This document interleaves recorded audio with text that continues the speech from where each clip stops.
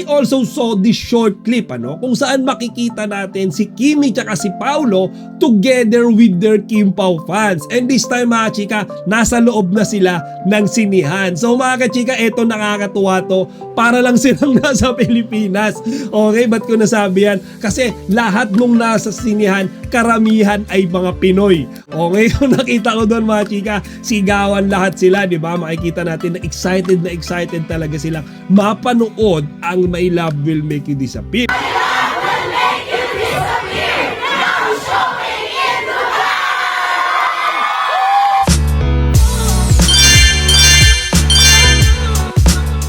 Magandang araw mga chika! Again ko ulit, and yung Chika Patrol! Bago tayo magsimula mga chika, inaanyaan ko muna kayong mag-subscribe dito sa ating munting channel para palagi kayong updated sa mga latest at nagtitrending ng mga showbiz balita. So let's have our quick Kim Pao update ngayong araw ng Sabado mga kachika. At simulan nga natin yan sa pagdating ng ating mga iniidolo na sina Kim Chiu at Paolo Abilino kahapon lang sa Dubai. So mga kachika, if you could still recall, di ba, morning yesterday nung bumiyahi sila papuntang UAE, and then somewhere around 10 to 11 PM, dumating din sila doon sa destinasyon na pupuntahan nila. And I'm telling you mga kachika, kagaya ng mga nangyayari dati, pagdating pa lang nila sa airport, talaga namang sinalubong na sila ng napakadaming mga fans. Actually mga kachika, habang naglalakad pa lang sila, siguro papalabas sila ng airport that time, marami na kaagad yung mga fans na nagsisigawan, di ba? Tinatawag sila na Kimi, Paolo, and then yung iba gustong magpa-picture. Okay, meron nga ako nakitang isang picture din doon mga kachika, kung saan makikita natin yung iba pang mga Kim Pao community group, na nauna pa, sa Kim Pao na dumating sa Dubai. Okay, feeling ko mga kachika, hindi talaga sila taga UAE. Kasi feeling ko, galing din sila from Manila and then bumiyahi talaga sila pa Middle East mga kachika para lang ipakita yung pagsuporta nila kina Kimi at kay Paolo. Kasi mga kachika, sa totoo lang, sobrang tindi rin talaga nung effort ni na Kimi tsaka ni Paolo sa pagpupromote nila nung kanilang pelikula. Particularly mga kachika, sa labas ng ating bansa. Diba? Kumbaga talagang bumibisita sila mga kachika kahit nasa ang panig pa yan ng mundo. Pero syempre mga kachika, mabisita rin nila yung kanilang mga fans na nasa malalayong lugar. Diba? Isipin nyo rin mga kachika, nasa UAE na yan, nasa Dubai na yan. Pero hanggang dyan, may mga nagpapa-special screening pa rin talaga ng My Love Will Make You Disappear. Diba? Kaya nga mga kachika, pagdating pa lang ni Kimi tsaka ni Paolo kahapon sa airport, nagpasalamat na kaagad sila. Okay, lalo na doon sa mga fans nila, di ba, na nagpa-schedule ng black screening sa Dubai Mall mga kachika ngayong araw. Nag-thank you na kaagad sila kahapon pa lamang. Panoorin nyo to mga kachika. Hello everyone! Hello mga kababayan dito sa Dubai. This is Kim. And this is Pao. Unang-una maraming salamat sa mga nag-pre-purchase ng mga tickets para sa screenings namin on 12th and 13th sa Dubai Mall on Saturday and Dubai Marina Mall on April 13, Sunday. Kaya magkita-kita po tayo para sabay-sabay po tayo manood ng My Love Will Make You Disappear. See you there. Then mga kachika, the next day, nagsimula na nga yung hinihintay ng lahat. Okay, yung pagbisita ni na Kimi and Paolo sa kanilang mga fans na nagpa-special screening ng My Love Will Make You Disappear. Kasi mga kachika, hindi lang siya basta-basta pagbisita Okay, nagkaroon din ng fan meet, fan greet, okay, bonding with the fans. Kagaya nung ginagawa nila, di ba, sa mga mall dito, doon sa mga fans dito na nagpapa-black screening. Ganun na ganun din yung ginawa nila sa mga fans nila sa Dubai. So mga kachika, nakita ko yung isang eksena doon, napapasok yung Kim Pao, okay, sa Dubai Mall, and then nagkaroon sila ng pagkakataon magpasalamat ulit sa mga fans nila na nag-aabang sa kanila. So kagaya nung sinabi ko kanina mga kachika, karamihan doon, talagang mga native na doon nagtatrabaho, doon nakatira. Okay, mga fellow na Pilipino natin sila, pero talagang mga Kim Pao fans sila.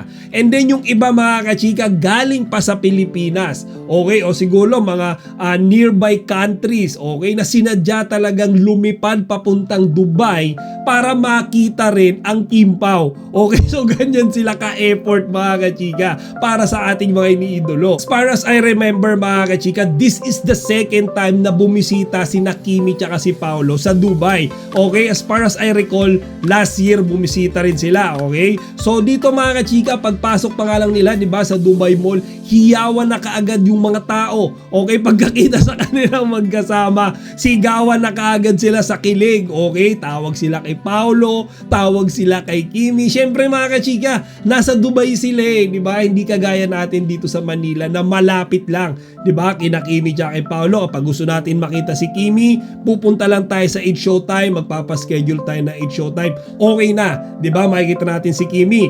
Madalas yung mga mall tour, yung mga promo tour ng Kimpaw nandito lang sa Pilipinas, 'di ba? So kapag may schedule sila sa isang specific mall, pupunta lang tayo sa mall na 'yon, makikita natin sila. Pero mga chika, yung mga kababayan natin sa UAE or sa iba pang mga lugar, okay, yung mga outside the Philippines, nakakaawa din, 'di ba? Syempre, gusto nilang makita sa personal yung ating mga iniidolo, 'di ba? Gustuhin man nilang pumunta sa iba't ibang mga promo tour nila dito sa Pilipinas, malayo sila. Okay, iyan mga kachika yung medyo disadvantage sa kanila. Kaya yung mga ganyang event, 'di ba, yung pagbisita ni Kimi tsaka ni Paolo diyan, sobrang bihira lang yan, sobrang dalang lang yan. Kaya makikita nyo mga kachika, talagang sinasamantala nila. And aside from that video mga chika, I also saw this short clip, kung saan makikita natin si Kimi tsaka si Paolo together with their Kimpaw fans. And this time mga chika, nasa loob na sila ng sinihan. So mga kachika, eto nakakatuwa to,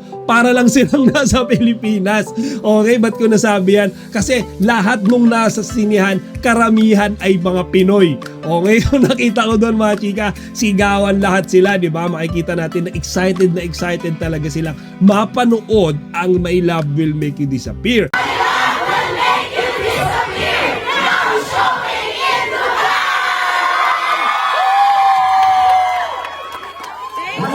And of course, kung titignan nyo mabuti, di ba, yung mga ngiti ni Kimi tsaka ni Paolo, sobrang na-appreciate nila, di ba, itong ginawang pagpapa-special screening ng mga Kimpaw community na nasa Dubai, di ba, nasa UAE. So mga chika, nakakatuwa tignan yan. And then aside from that, di ba, sa sinihan yan, and then yung habang naglalakad sila sa Dubai Mall, makikita nyo mga kachika, may mga pictures, ultimo yung mga Bombay. Okay. Feeling ko mga kachika kilala sila.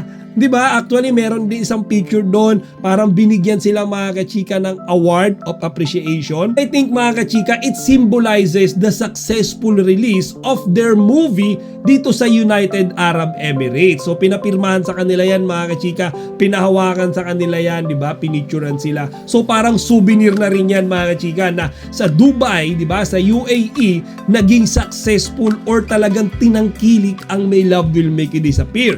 Hindi lang ng mga fellow Filipino natin, pero kahit yung mga natives doon, okay, kahit yung mga medyo Arabo doon mga kachika, talagang nagustuhan din nila. Okay, talagang parang iniidolo na rin nila si Kimi tsaka si Paolo kasi nagpapapicture din sila eh. So mga chika, nakakatuwa yung mga naging ganap ng Kimpaw sa pagbisita nila, di ba, sa Dubai Mall. Nagustuhan ko talaga dyan mga kachika, yung nandoon sila, di ba, sa loob ng sinihan, tapos talagang napakadaming mga Pilipino na Kimpaw fans. Nandun sa likodan nila, sabay-sabay silang sumisigaw, sabay na sabay silang nag-e-enjoy mga kachika, di ba? Pinapakita ng mga fans yung pagsuporta nila, di ba? Kina Kimi tsaka kay Paolo, while Kimi and Paolo naman is showing their appreciation sa tinatanggap nilang pagsuporta mula sa kanilang mga fans. So mga kachika, today, di ba, sa Dubai Mall, tomorrow meron ulit pagbisita si Kimi tsaka si Paolo diyan naman sa Dubai Marina Mall. And like what happened today, okay, ini-expect din natin na bukas ay talagang dudumugin din sila ulit ng napakadaming mga fans. Kaya abangan natin yan mga chika, kahit ako na-excite, okay, and then syempre nag-aantay-antay din ako mga kachika nung mga paayuda.